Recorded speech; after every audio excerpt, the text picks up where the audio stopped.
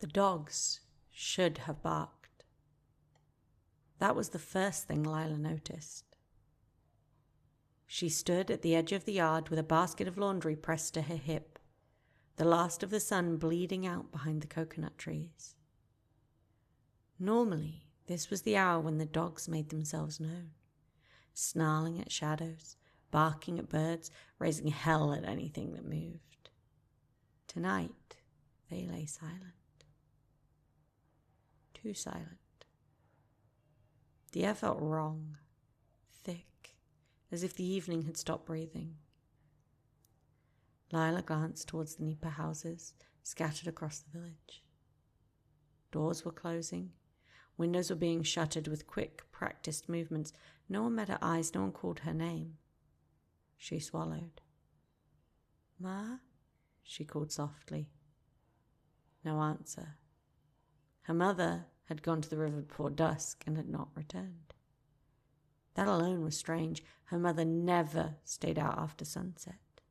Not after what had happened years ago. Not after the stories. A low thump sounded from behind the house. Lila froze. Another thump followed. Wet. Heavy. She set the basket down slowly and reached for the rosary tied around her wrist, her fingers curling around the worn wooden beads. Her grandmother's voice echoed in her head, sharp as a slap. "If you hear something at night that sounds almost human, do not answer." The thumping stopped. Something moved on the roof. Lila's breath caught as she tilted her head upwards. The leaves rustled, pressed down as if by weight. Too much weight. Then came the sound. Soft, coaxing. "Lila." Her name slid through the air like oil over water. Her mother's voice. Her knees nearly gave out. "Ma?" The word slipped from her mouth before she could stop it. The silence that followed was immediate and absolute. Then laughter came. It did not belong to her mother. It was wrong in shape and rhythm, stretching too long and breaking too sharp. The sound crawled under her skin into her bones. A shape unfolded from the roof. It dropped to the ground without a sound.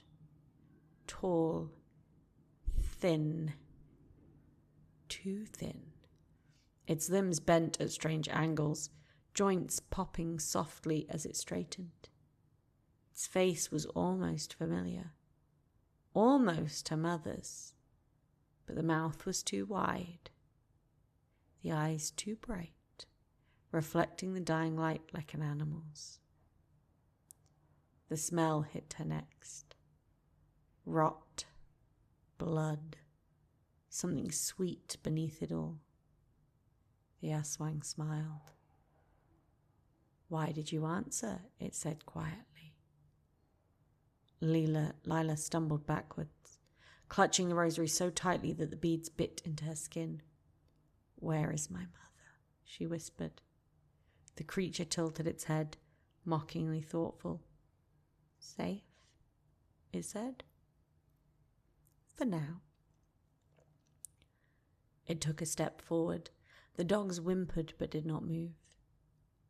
"You have her scent," the Aswang continued. "Her blood remembers you. That makes you special." Lila's face hit the back wall of the house.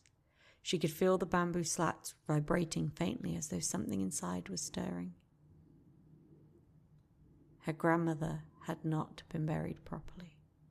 The thought came unbidden, sudden and sharp. Her grandmother had died during the old days, when fear ruled louder than reason. No prayers, no proper rites, just earth and silence. The Aswang's smile faltered. "You know," it said slowly. Lila lifted her chin, terror burning into something harder, older. My grandmother said you hate the sound of your true name. The creature hissed, stepping back as if struck. Lila drew a shaky breath and spoke the word her grandmother had whispered only once on her deathbed. Breath sour with fear. The name cut through the night like a blade. The Aswang screamed. Its form twisted violently, skin splitting where the face had pretended to be human.